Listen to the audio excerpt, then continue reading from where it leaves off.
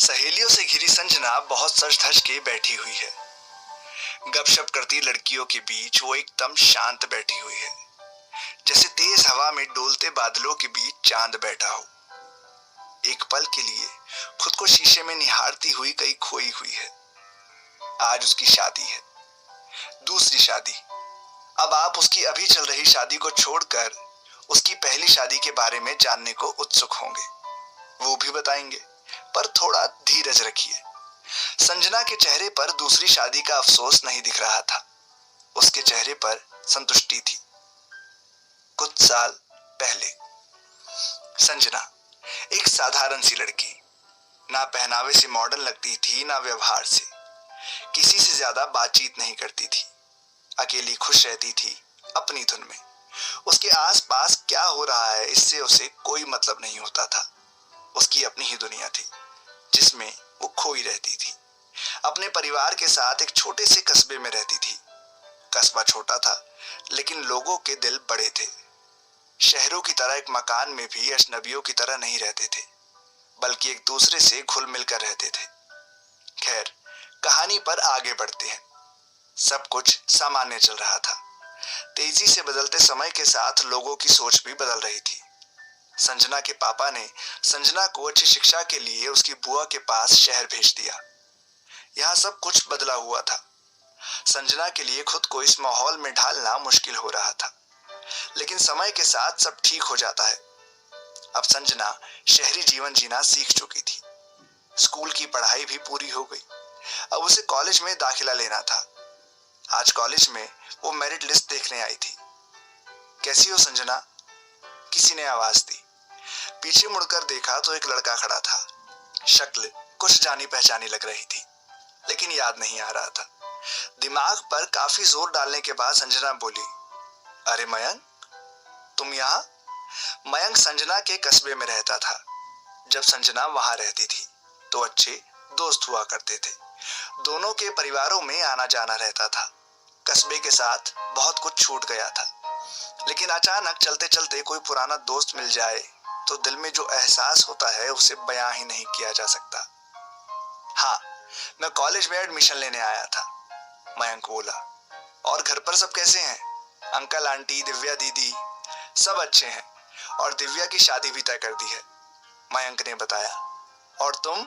संजना बोली, मैं भी ठीक हूँ। स्कूल पूरा हो गया, अभी यही शहर में कॉलेज में एडमिशन ले रहा हूँ। हालचाल जानने की औपचारिकता के बाद दोनों कैंटीन चले गए। क्या खाओगी? कुछ भी ले लो, जो तुम्हें अच्छा लगे। भैया 2 आइसक्रीम देना, चॉकलेट फ्लेवर। तो तुम जानते हो कि मुझे कौन सा फ्लेवर पसंद है? हाँ वो नहीं, बस ऐसे ही।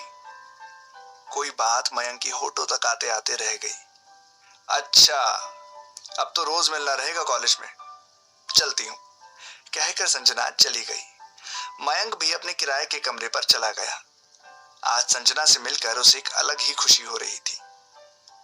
वैसे जब संजना कस्बे में थी तब काफी बार दोनों का एक दूसरे के घर आना जाना होता था, लेकिन आज की मुलाकात कुछ अलग थी मयंक के लिए।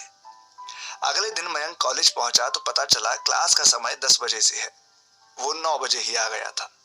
नया शहर, नया कॉलेज। यहाँ मयंक किसी को जानता पहचानता नहीं था। उसे एक वेटिंग बेंच खाली दिखाई दिया। वो उस पर बैठ गया।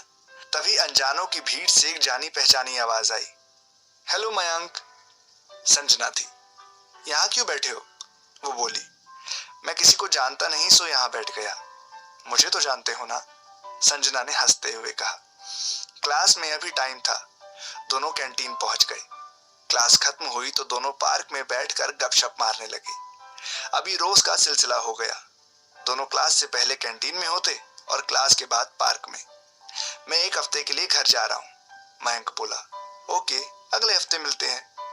अगले दिन मयंक नहीं आया तो संजना को कुछ अधूरापन महसूस हुआ। उसे कब मयंक की आदत हो गई थी पता ही नहीं चला। किसी की कीमत हमें तब तक पता नहीं चलती जब तक वो हमसे दूर नहीं होता। इधर मयंक का हाल भी कुछ अलग ही था। उसे भी संजना की कमी खल रही थी। जैसे तैसे 1 हफ्ता पूरा हुआ। जब मयंक कॉलेज पहुंचा तो संजना पहले से ही उसका इंतजार कर रही थी। आज जब दोनों मिले तो उनकी मुलाकात पहले से अलग थी। दोनों के दिल को बेइंतहा सुकून मिल रहा था। दोनों के दिल का हाल एक जैसा था, पर एक दूसरे को कुछ बता नहीं पा रहे थे। दोनों की आंखें सब कुछ कह रही थी।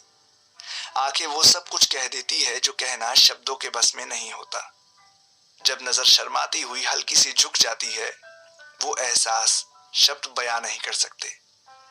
जानते हो, तुम्हारे जाने के बाद तुम्हारी बहुत याद आई, संजना ने पहल करते हुए कहा। मुझे भी बहुत याद आई, ये कहते हुए मयंक थोड़ा शर्मा गया।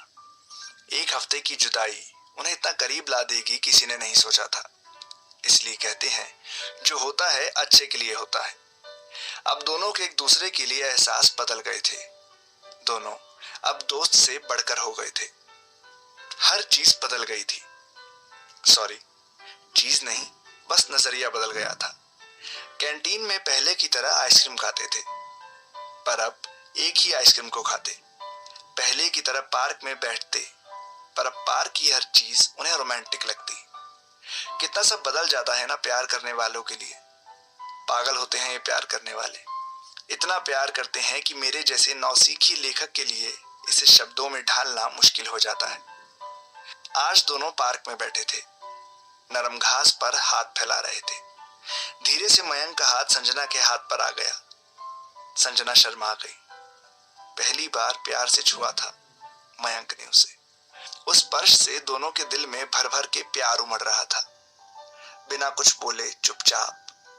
कुछ बोलने की जरूरत ही नहीं थी, या यूं कहे कि जो एहसास उनके हाथ बयां कर रहे थे, उनके आगे जुबान से बोलना बेमानी लगता। उनके प्यार का सफर अच्छा चल रहा था, लेकिन हर सफर के नसीब में मंजिल नहीं होती। प्यार के सभी किस्से पूरे नहीं होते, कुछ कहानियों में अधूरी ही रह जाती है। संजना का कॉलेज पूरा हो गया था। घर वालों ने अब उसकी शादी तय कर दी। माता पिता लड़कियों की शादी में ऐसी जल्दबाजी करते हैं जैसे कुंवारी लड़कियां माँ बाप के लिए एक अधूरा काम होती है, जिसे उनकी शादी करके पूरा कर दिया जाता है। काम जितना जल्दी हो सके उतना अच्छा। खैर, मैं समाज की सोच तो नहीं बदल सकता, पर आगे की कहानी पर बढ़ता हूँ। उस दिन सूरज की रोशनी पर काले बादल छाए हुए थे। ठंडी हवा चल रही थी, जो अपने साथ बहुत कुछ भिगो कर ले जाने को तैयार थी।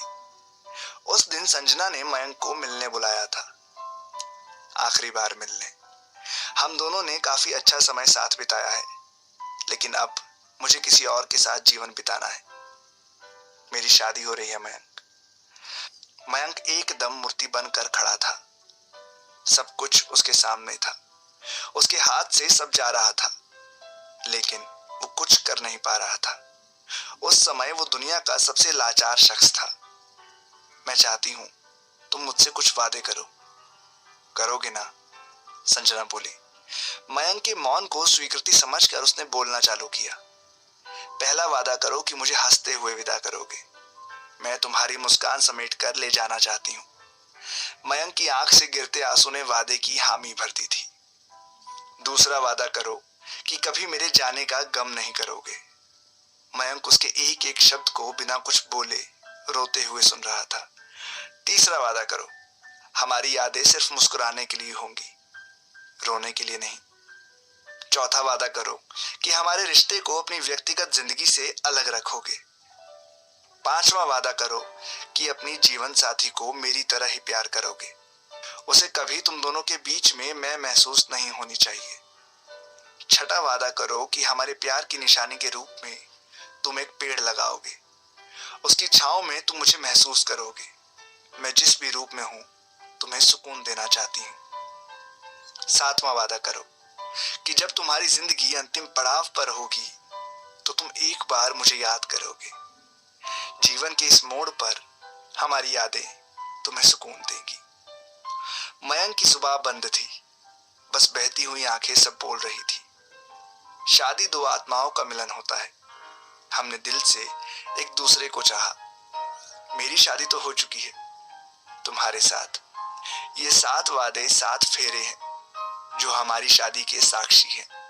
हाँ, मुझे समाज के लिए एक और शादी करनी है, पर मैं दोनों शादियां निभाऊंगी। कहते कहते संजना की आंखें छलछला गई। उसने खुद को काफी हद तक संभालने की कोशिश की थी। मयंक ने जाने के लिए कदम बढ़ाया तो संजना बोली, तमीज नहीं है क्या? दूसरी शादी की मुबारकबाद भी नहीं दोगे? बस इतनी सी थी ये कहानी।